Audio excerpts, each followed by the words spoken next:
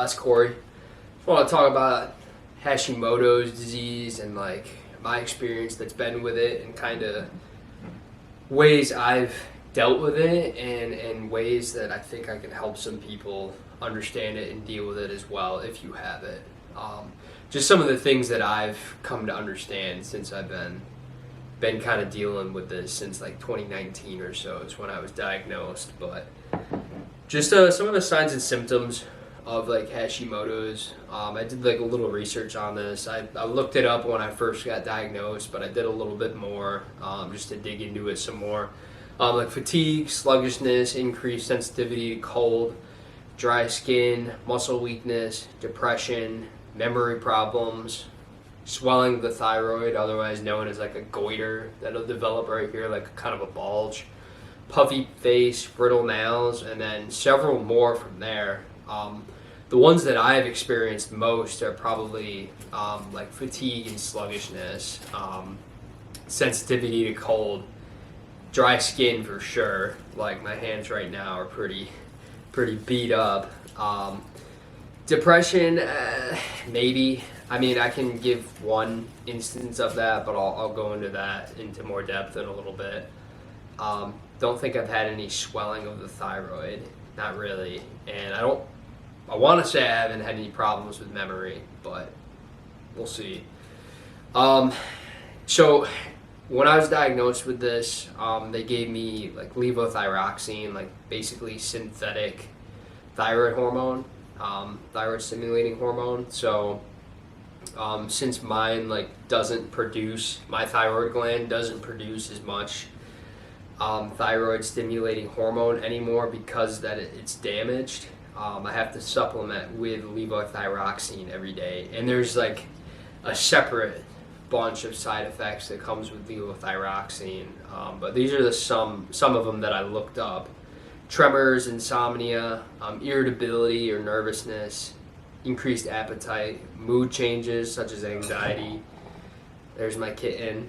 Hair loss, changes in menstrual cycle, skin rash, weight loss, headaches, muscle spasms, and a few more that I want to say the only, and this is kind of hard to know because you don't know if it's necessarily like strictly the pills, but I want to say the only ones I've had are probably irritability or nervousness, and then mood changes such as I wouldn't even say anxiety, just like overall moodiness, I think is what I would say for that. And this is where I'll kind of get into a few more like anecdotal experiences with each of these, just to give you guys kind of some firsthand experience. So when I was talking about fatigue and sluggishness with Hashimoto's, I really experienced this in 2016 when I was working a couple jobs, and I remember having to drive down the expressway from a suburb in New York down to like a smaller town. It was only like a 30-minute drive-ish. But I just remember like in that particular drive, like barely being able to stay awake. Like some of the times I drove down there, and it wasn't like once, it was like multiple times. And I'm like, damn man, like this is not the move. That's really the big instance that I can pin having this issue, and that was before I got diagnosed. That would have been 3 years before. I'm assuming it was this. Next is sensitivity to cold. I mean, I've always gotten cold pretty easy. I'm from New York originally. Like it's cold as fuck, but I'm also pretty low in body fat, so that's kind of to be expected. Dry skin, like I said before, I get pretty freaking dry skin. I'm usually fine in the summer-ish, but in the winter, that's when like my shit starts to crack, and it'll be all gross because I'm like bleeding everywhere and I look like I'm fucking crazy. I promise, it's just the freaking dry skin. Depression.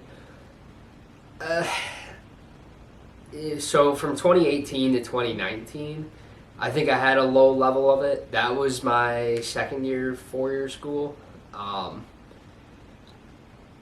I don't ever remember like actually feeling sad or anything like that. I just know when I would go to the gym for that like year in between 2018 and 19, it like wasn't fun anymore. Like lifting weights used to be like tons of fun. And then like for that year, like I was disciplined, so I just went. But it wasn't really fun. And then I started taking the levothyroxine, and then all of a sudden like it became fun again. And I was like, damn, was I like mildly depressed for that year, but like didn't really recognize it? Like, I don't know, but that was the experience that I had. And then finally, memory or concentration problems with it, maybe. I mean, I'm kind of forgetful with certain things, but it might also be that I just don't prioritize certain life things as much as I should, and it kind of just like slips through my memory. When it comes to like work things, I don't really forget stuff like that for the most part, but there will be like little things like I forgot to grab this thing of groceries, or like I was gonna stop and get gas and then like I don't know, forgot about it or whatever the case may be, stuff like that. But I don't think I've had any major issues. And then moving over to like the levothyroxine common side effects that I kind of touched on earlier, some anecdotes for that. Irritability or nervousness. I don't know. I do feel like I am irritable relatively regularly, like / nervousness, but I don't know if it's necessarily the medication, and it's not an outward thing. Like it's more of like I might wake up one day and just kind of be a little irritable, but I'm not like that towards other people. So I don't know if I necessarily want to attribute this. It's all kind of, it's hard to say. And then the second one, like the mood changes, I guess this is kind of comes close together. I can get into a slump sometimes on the weekends. I've noticed that. And maybe it's because like things slow down on the weekends and you're not as like purposeful at times. Like I don't know, if I have something to do, I tend to be fine, but it's hard to say, and it might just be me and all the things that have changed and like moving around a bunch of times too. Can't really say. And then lastly, guys, I just want to kind of go through like a list of what's helped for me. Maybe I can help someone who also has this disease and has issues like I've experienced. What's helped for me is just staying busy. And I also want to like kind of disclaimer here, I'm not giving medical advice, but just what kind of has helped for me. Staying busy, like having a purpose, doing something that requires you to focus. That, like, if I'm busy and I'm like, I gotta work, like, I'm not really thinking about issues that I have or anything like that. But if I'm like sitting around, that's when it can start to creep in. Second is helping people.